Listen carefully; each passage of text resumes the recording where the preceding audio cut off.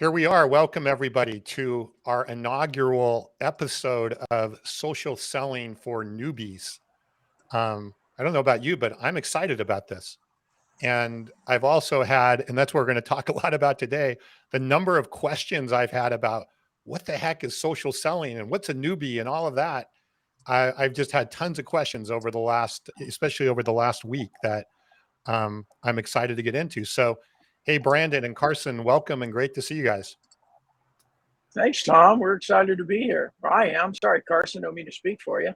Always excited. I'm just here for the jokes. You guys crack me up. So. Right. So if you could just laugh at the right time, that would be really good. That would be perfect. So, and anybody who's on watching right now, please let us know in the comments that you're there. Tell us where you're at. Brandon, I know you're in Florida and it doesn't look like a hurricane behind you. So that's a good sign. Not at this point, not at all. So Andre's here. Andre, good to see you again. And Andre, tell us where you are. I can't remember where you are in the world. But yeah, it's actually beautiful here right now. But yeah, we're on the outskirts, so it's supposed to get windy, but we're not. Luckily, we're not going to get where I'm at anyway. We're not going to get the brunt that millions of other people are going to get. Yeah, the lull before the storm. Well, let's get rolling here. I think since this is new for the three of us, why don't we just take a second, Brandon, if you don't mind, just take a couple of seconds and introduce yourself and your background, and then Carson, I'll have you do the same. Yeah, be glad to. So, hey, everybody, I'm Brandon Lee, and look, I have been in sales and content. I don't say content marketing because it kind of goes down a path, but it really was kind of content marketing. It was content for sales for 25 years, since 97. I didn't know what the heck we were doing at the time, but we started doing content for sales professionals to help them focus on just getting known and liked and trusted and earn those first conversations with their ideal customers. And that's what I've been doing for the last 25 years. And over the last 6 years, I really focused in social media, as I saw social as just a very efficient and convenient platform. And so that's a bit about me. And I love seeing all the people. We got Hi Nikki from South Africa and Spain and Philly and all kinds of places. It's a very small world, isn't it? It is. So, yeah. So Carson, tell us a little bit about your, boring background. You haven't really done much, have you? I mean, no, I haven't. It'll be short. I'm a newbie, so I'm just here to learn. Really excited to be here with everybody. Carson Hyde. I'm a lifelong student of selling. I've been with some big companies and some small companies. My focus is really on using social selling, digital first selling, whatever you want to call it, to drive the end-to-end sales process from prospecting, creating a framework for success, and then leveraging it over time to stay top of mind with clients and potential clients. So I've had the very serendipitous good fortune of becoming known for social selling at a very large company. And I've used these practices for about a decade, always evolving, always learning. So pleasure to be here. And thanks so much. And prayers for all of our friends in Florida. Yeah, it looks like if you're in the Tampa area, it's fingers crossed, right, that it kind of blows the other way. So let's start off with, as I mentioned earlier, right, let me introduce myself first. Like, who is this guy? So my name's Tom Burton. I am truly a social selling newbie. I've been in sales and marketing for many, many years.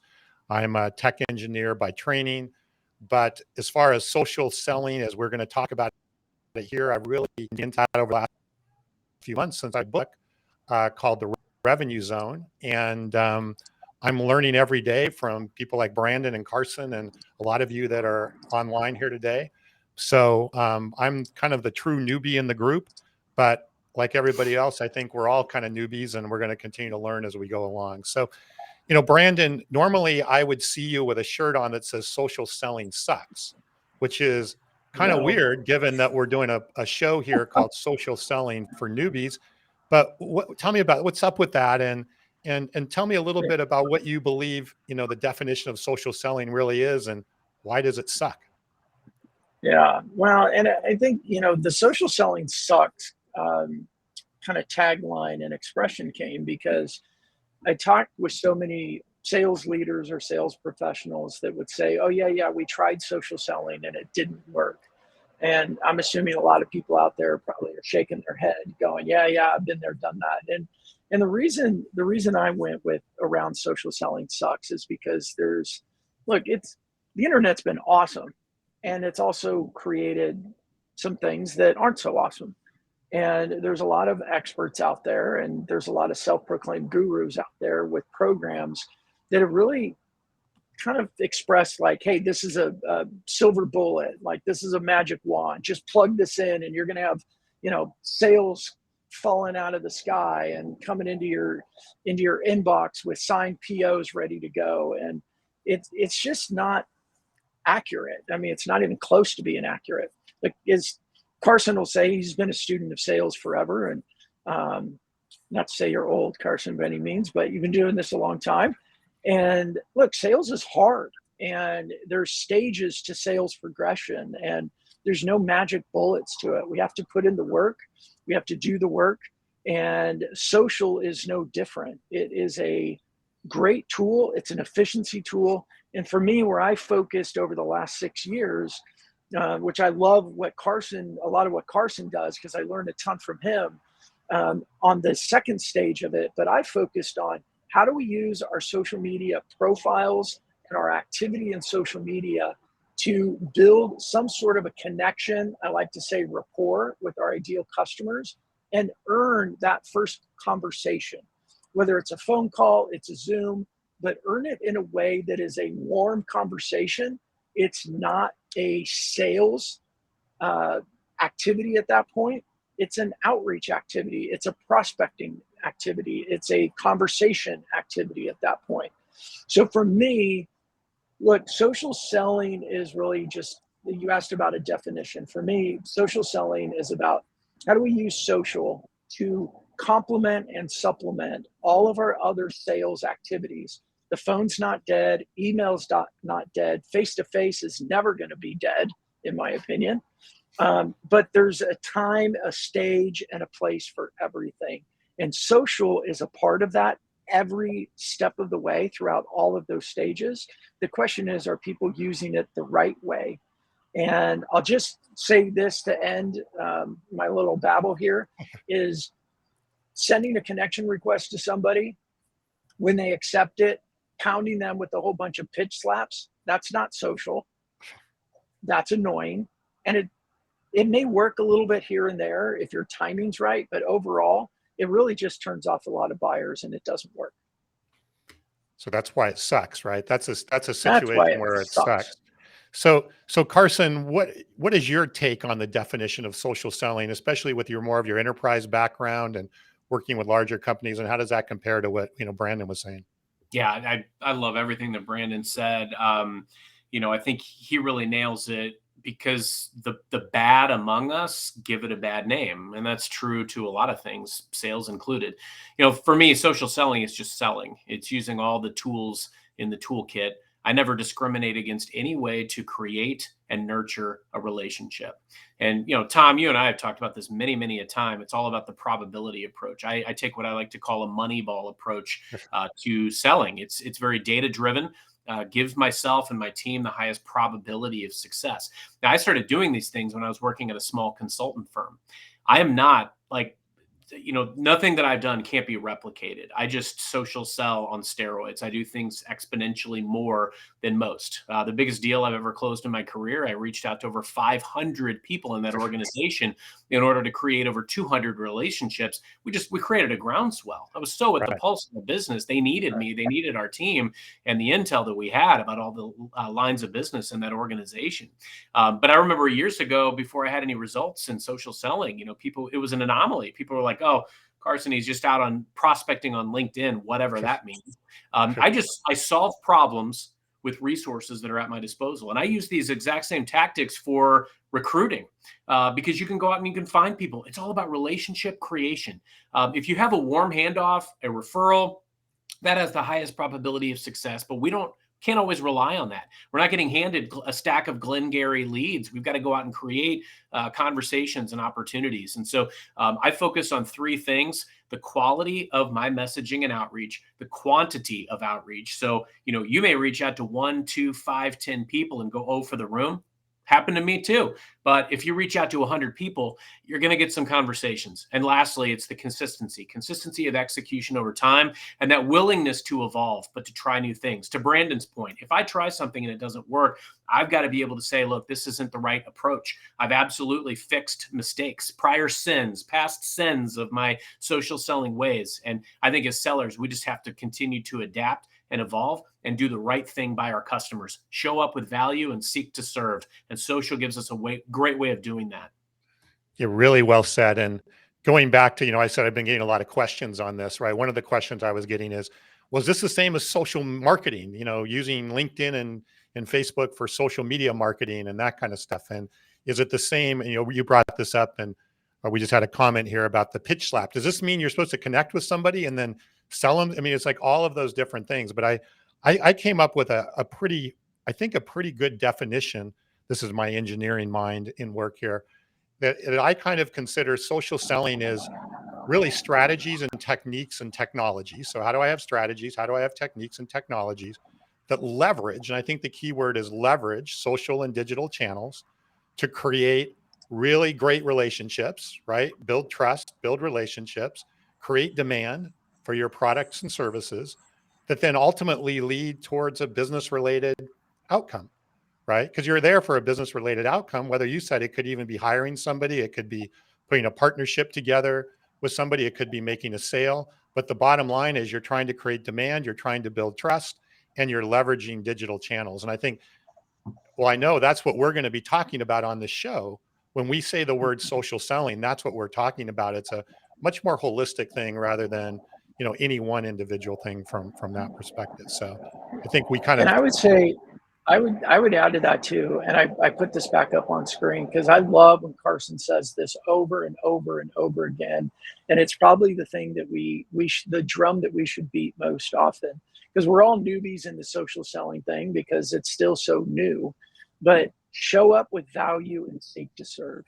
It is such a different approach than the pitch slap strategy, if you will, that so many start to do because it seems easy, it seems fast. But I'll constantly go back to the tortoise and the hare analogy. And when you show up with value and seek to serve, you may go slow, but you move a lot quicker. Yep. So let's you just brought up newbies. Let's kind of talk about that, because that's the second part of our title. And again, that was another question I was getting. Well, what do you mean by a newbie? And are you, and all that kind of stuff. So Carson, I'll start with you because you're anything I would consider but a newbie, but you're always talking about you're a student of sales, you're learning all the time. So, how does that resonate with you? Yeah, no, that's a great question and very astute observation because, to your earlier point, Tom, things are always changing. Sales is always evolving. Social selling is always evolving. Lots of things changed in sales over the last 2 years, did they not? But the way that we have to focus on customers and the importance of creation and investing in relationships, that's never going anywhere. Relationships are always at the heart of it, but the ways that we can and should and will do it, that's what will continue to evolve. I would imagine that a lot of folks that are on today have probably seen some semblance of the hybrid meeting. We're more and more we're having virtual calls with customers as opposed to seeing them all the time face to face. We're seeing a lot more face to face coming back, but we're seeing these components of the hybrid meeting. Customers that are working remotely, so we're that's where they want to be met, and so that's why we're all newbies in this. I'm definitely a newbie in this because I'm discovering these new tools and new ways to connect. And what I find amazing and what I think is important around social selling is create a community around what you do. That's why the pitch slap has got to go. You need to think about the value that you show up with. What's your new unique differentiator as a person, not as a, let me just tell you everything that my company does or that I do. What's your unique value as a person? Do you have intel that nobody else has? Do you have some unique story or perspective that you can show up and share? Are you building a community around what you do? Maybe it's, building a community of a certain type of executive or a certain title, and you want to build a community around that so everybody can benefit from the network. I have built community intentionally everywhere that I've been, and the tools by which to do that are what really change. So as you think about how you want to reach out to people and how you want to show up and what is the service that you're going to bring, it's more person to person as it is opposed to just dumping a lot of information on them. Last thing I would say on that topic is, think about all of the abilities and capabilities that have emerged over the last couple of years. What I find amazing is if I get a first meeting with a client and it's virtual, previously, if it went really well, I may have to reschedule a call in a couple of weeks or a meeting in a couple of weeks, bring in a technical resource or bring in another specialist. Now, if that person's available, I can add them in real time. There's so many new capabilities that are available. Be resourceful, and social selling allows you to do that. Yeah. And as you just said, right, technology and capabilities are changing so quickly that I don't know that we're ever not going to be a newbie, or it's going to be a long time before any of us are, experts on anything and everything related to this. So I really, doctor, Tom, if I'm a doctor and I refuse to learn some new life-saving procedure, what's going to happen to me as a doctor? That's true. I become That's obsolete. true. That's true. Yeah, you're going to have a Band-Aid and a stethoscope. That's going to be the end of here. The other thing is I think we need a new T-shirt, Brandon, because you're the T-shirt guy.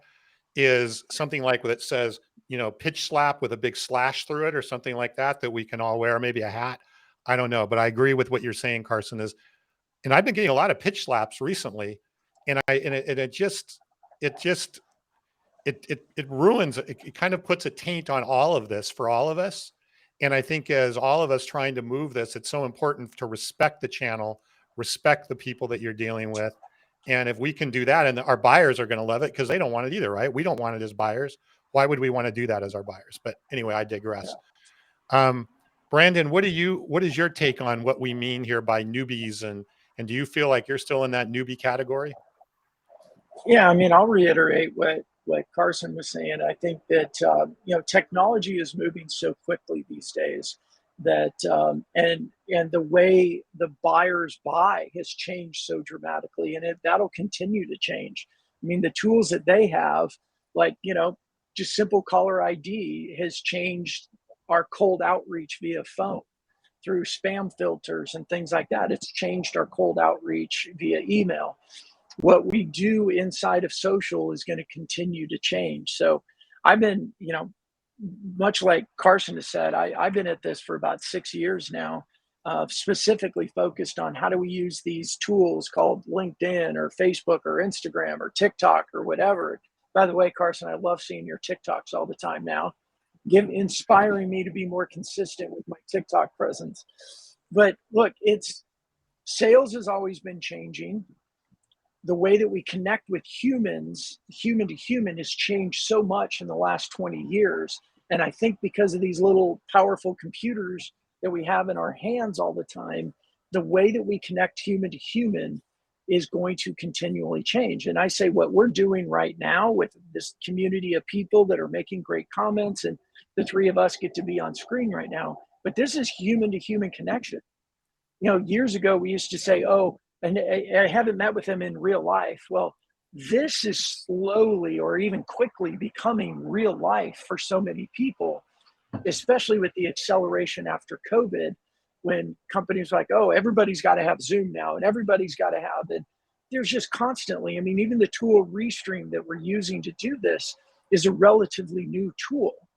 And it's a great tool for us to be able to communicate and build community at scale. So newbies, absolutely. Will we be newbies in 2 years from now? Absolutely. Yeah, we'll just be different newbies, right? We'll be different.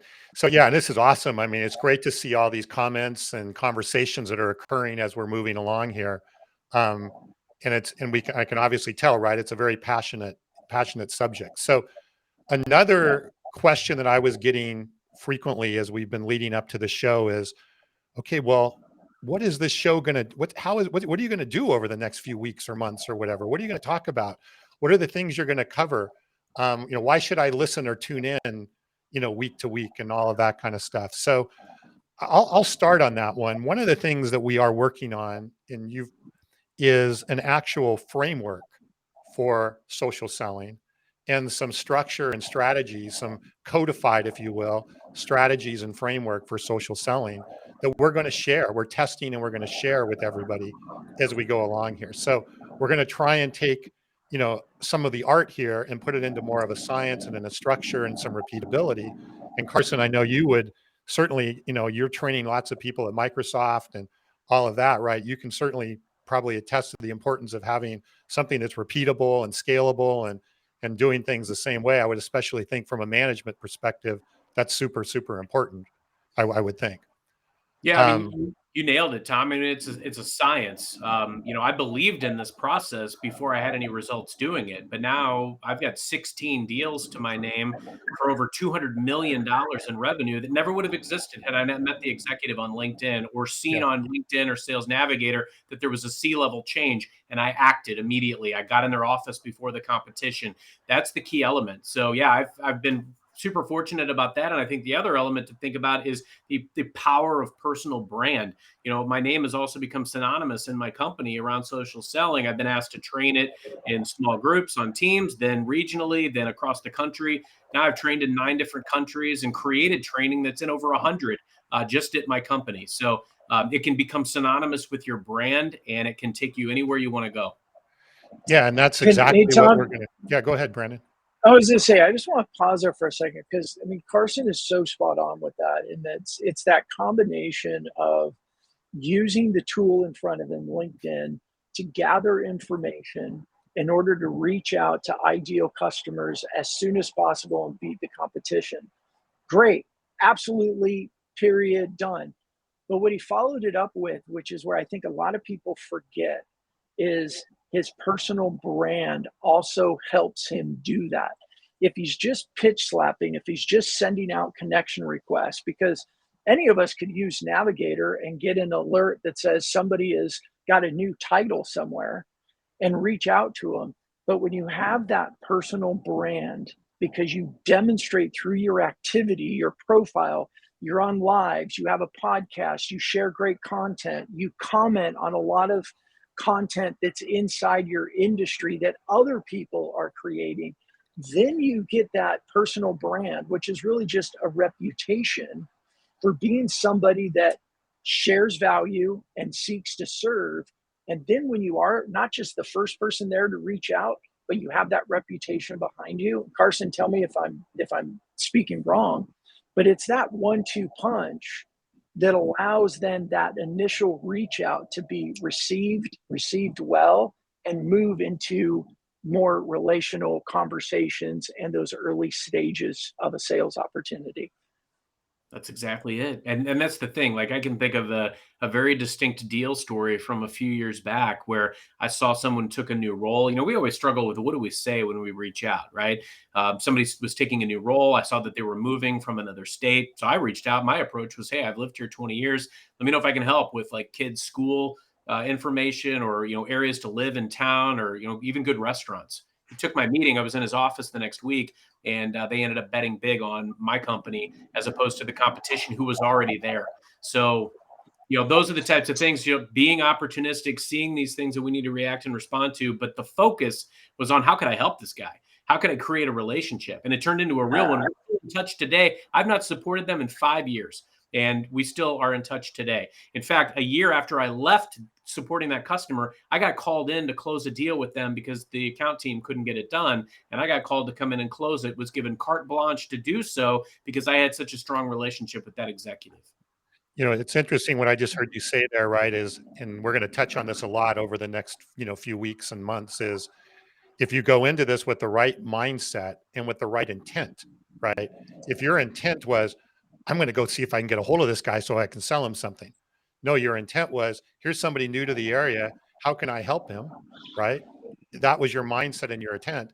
That kind of just cut through everything and built that trust. And as you said, got you in the door and leapfrogged the competition.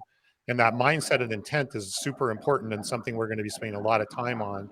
Because, we're all out for, we all have a business objective here, but it's again, how do you change that mindset to, because people can smell it a mile away if you have a mindset of, hey, I'm just here to try and sell you something or pitch you something, whether it's right now or down the road. And it's absolutely going to be something we're going to be talking more about. So another question that I got frequently leading up to this is, why should I even care about social selling? Why should I be, what's the benefit of doing this? Why should I do this? We've touched on some of this already, but Brandon, I know you have some actual statistics, and, Carson, you certainly have some personal things, but Brandon, what are some of the statistics you've seen, and just the why should I care about all this? Yeah. Well, and I love Carson's statistics are so much more impressive than mine. But on the outreach side, well, you talk about closing $200 million worth of deals. That's pretty impressive. But I had to believe in the statistics in order to bet big on it and get those results. So I think you got to start foundationally, like you got to sell yourself on it first. Yeah, I agree with that. So, I think from the outreach side, a lot of the data that we see is, when you do social well and you put in a cadence and you're working on and it revolves around your personal brand, and it's about commenting and being involved, not just in, the three of us have talked about this. We've had this question thrown at us before too, or a statement really is, I've been publishing in social media for X amount of months now, and I haven't gotten a deal out of it. Well, we can't just talk at people. We also have to listen. So when we do this as a cadence, we're commenting, we're involved, we're leading with value, we're sharing insights. We actually care about human beings, as Carson demonstrates, not just, hey, can I get in your office and sell you, but you're coming to a new town. How can I serve you? How can I help you? Well, when we act that way, what happens is we get more connection requests. We get them faster, like 80% more accepted connection request is the average that my customers see when we put in this outreach cadence. And so I think social is an efficiency tool. The data is there. We just have to make sure that we're doing it from a human perspective. We have to remember that even though we got this, this screen right here in front of us, that there's real human beings with real human emotion and attitude and desires to be human on the other side of it. Yeah. So Carson, from your framework, if why should people care about all this social selling? Why, in your opinion, is this the future of selling, if not the current way that selling should be done? Yeah, the question you got to ask yourself is, do you want to optimize your results, and do you want to maximize your potential in your career? Because these are things that have been very real for me. There's ways with social, and Brandon, you said this perfectly. There's so much you can stay at the pulse of information. You can get information and insights that arm you with what you need to do to show up with perspective and ultimately get the conversations that you seek to have. Plus, you can see the activity that you want to be opportunistic about. Somebody releases an earnings report.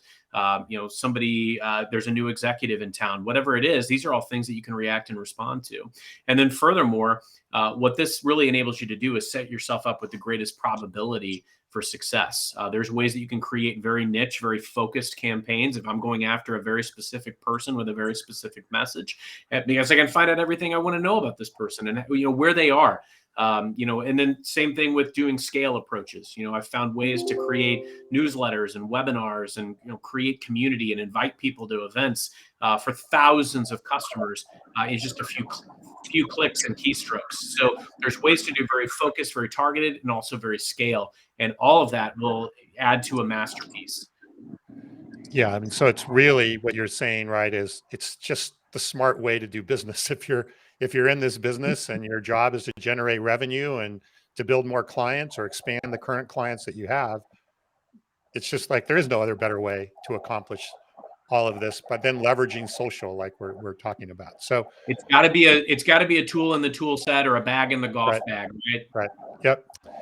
Well, God, boy, that time went by super fast. I want to try and wrap up here. We're going to try and keep these to around 30 minutes, but I think that sets the stage for what we're going to be talking about over the next few weeks. And we're going to have different topics. We have some really good guests coming up. Just so everybody knows, the way this is going to work is we're doing the live show. And then next week, each week, the following week, this will be published as a podcast.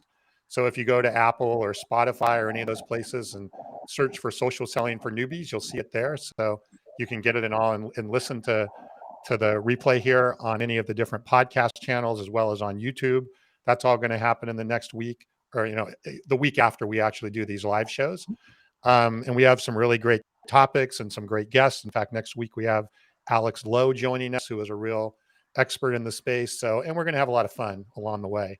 Most importantly, have a lot of fun. So before we wrap up, just, Carson, any final thoughts or anything you'd like to say to our newbie nation here?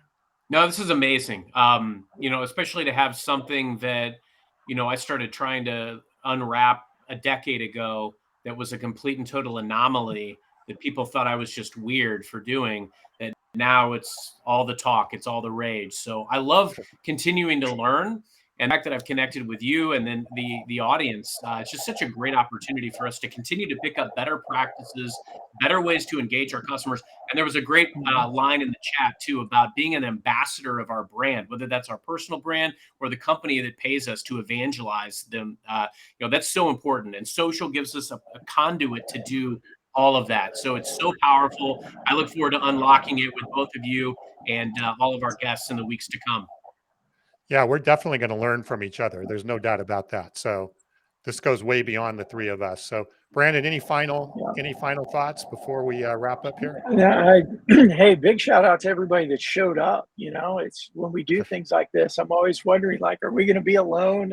But so many friends, Graham and Rob and Dave and Susan and Andre, and sorry for those that I've missed that are on there, but Brian, Paul, really grateful for you guys to be a part of this, because we like you guys have both just said, we're learning. We're all learning. And what I love is that I learn things every time I talk to both of you. I pick up on little things. I write little notes. I'm like, okay, how am I going to incorporate this? And so that's what I say. Everybody keep coming back and let us know what the right topics are. And if anyone that's commenting, you want to be a guest with us, let us know.